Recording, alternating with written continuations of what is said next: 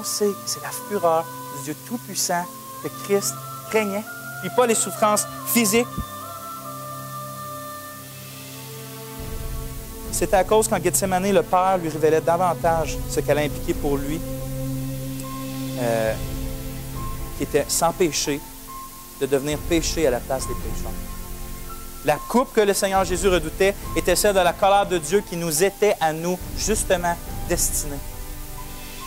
Ésaïe écrit de lui, on l'a lu ce matin, le châtiment qui nous donne la paix est tombé sur lui.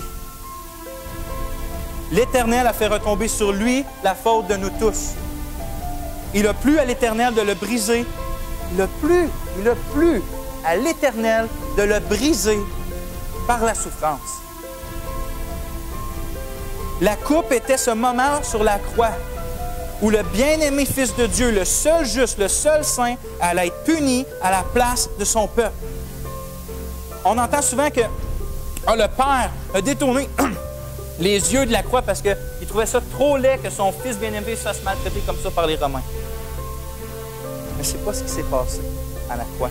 À la croix, le Père a détourné les yeux parce qu'ils sont trop peu pour voir le mal, puis qu'à cet instant-là précis, Jésus était fait pécher à notre place. Il était fait pécher à notre place. Devant le Dieu 3 fois saint, il se tenait là crucifié, subissant la colère que Dieu réservait contre les pécheurs de son peuple. Si on ne comprend pas qui est Dieu, on ne va rien comprendre de la croix, on ne va rien comprendre de la coupe qu'il allait boire. Dieu n'est pas comme qu'on pense, un Dieu qui peut passer par-dessus le péché, un Dieu qui peut faire, c'est pas si grave que ça. Dieu est juste, il ne laisse aucun péché impuni, aucun. Et sa colère est chaque jour contre tout, pas juste les péchés, contre les pécheurs. C'est pas « Ah, j'aime le pécheur, mais j'aime pas ce qu'il fait ». Le psaume dit que Dieu, chaque jour, est en colère contre celui qui commet l'iniquité. Pas contre son iniquité, contre celui qui la commet. L'iniquité, c'est quoi? C'est juste une action. C'est celui qui vole, c'est celui qui blasphème, c'est celui qui tue, c'est celui qui viole, c'est celui qui ment. Que Dieu est en colère. Donc, c'est toutes nous autres, frères et sœurs. Pensez-y.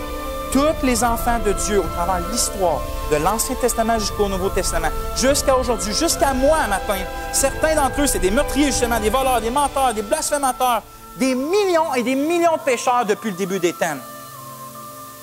Puis le Seigneur Jésus devait être maudit à leur place, à toute la gang. Imaginez qu'une coupe sur chacune de nos têtes, c'est la colère de Dieu. Et que sur cette croix-là, Christ n'a pas juste la même grosseur de coupe. Prenez toutes les coupes de son peuple, de tous ceux qui allaient croire en lui puis se réfugier en lui, et il l'a versé dans une coupe extrêmement géante. Et c'est cette coupe-là qu'il a bu, l'accumulation de toute la colère que Dieu avait contre tous les pécheurs depuis le début des temps. Il avait raison de trembler. Il avait raison de suer du sang. Il avait raison d'être angoissé puis de vouloir que ce moment-là passe sans lui tomber dessus.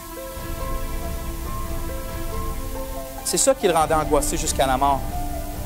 C'est pour ça qui le poussait à se jeter face contre terre sur un livre maudissant. C'est ça qui l'emmenait à supplier son Père. Puis la réponse, quand il a dit « Père, si tu voulais faire passer cette coupe loin de moi », ça a été, Dieu a répondu, il a dit « Il n'y a pas d'autre façon de sauver mon peuple. Il n'y a pas d'autre façon. Il n'y a pas d'autre façon que les hommes puissent être pleinement réconciliés avec Dieu. Il n'y a pas d'autre façon que les pécheurs peuvent être pardonnés d'absolument toutes leurs fautes. Il n'y a pas d'autre façon qu'on peut être adopté dans la famille de Dieu. Il n'y a pas d'autre façon qu'on peut hériter l'assurance de la vie éternelle, de la paix éternelle puis de la joie éternelle dans la présence du Seigneur. Il n'y a juste pas d'autre façon que ça.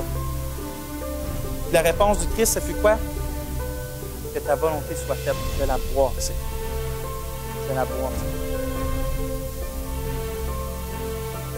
Beaucoup vont dire que ça, c'est de la folie. Un père cruel qui fait ça à son enfant bien-aimé. Il dit, je ne sais pas s'il faut que je pleure ou s'il faut que j'aille me battre. C'est la chose précieuse de mon enfant. Parce que mes péchés sont trop grands. Parce que mes péchés sont trop grands.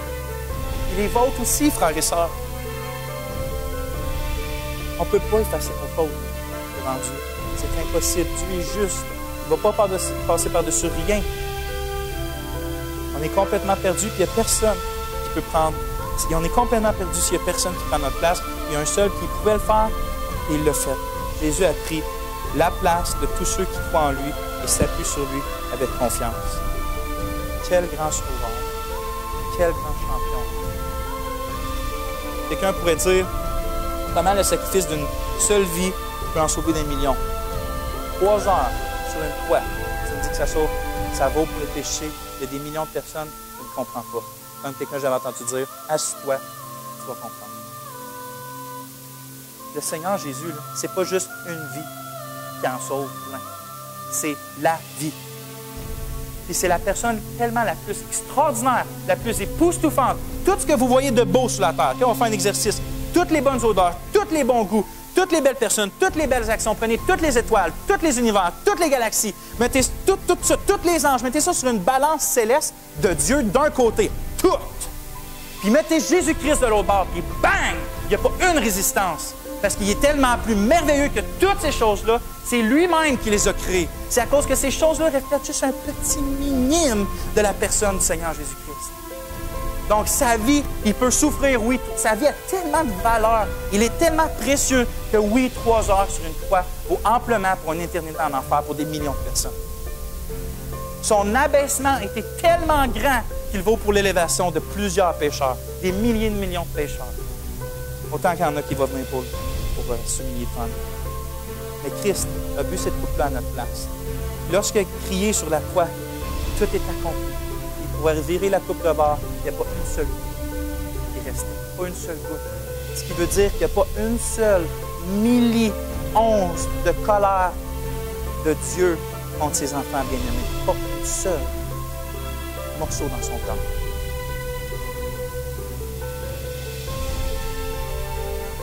Il n'y a pas deux options, par exemple, pour les hommes par rapport à la colère de Dieu. C'est soit que tu subis toi-même cette colère-là pour l'éternité, ou soit que tu te confies dans le Seigneur Jésus-Christ dès maintenant, que tu ne goûtes jamais à cette colère-là pour l'éternité. Mais sache aujourd'hui que si tu rejettes le sacrifice que Dieu a pourvu pour t'emmener loin de cette colère-là, c'est la colère qui commence sur ta tête que tu Tu bois toi-même la coupe ou Christ l'a bu à ta place? Justice méritée ou grâce méritée? Qu'est-ce que tu vas choisir? Je vous exhorte à choisir la grâce méritée. De reconnaître votre état complet de pécheur. De dire, je ne mérite pas ta grâce, je ne mérite rien du tout. Je mérite que la colère que j'ai entendue un matin me tombe dessus. Drette là. Mais s'il te plaît, fais que Jésus me sauve aussi. Parce que je me confie en toi et tu es mon seul appui.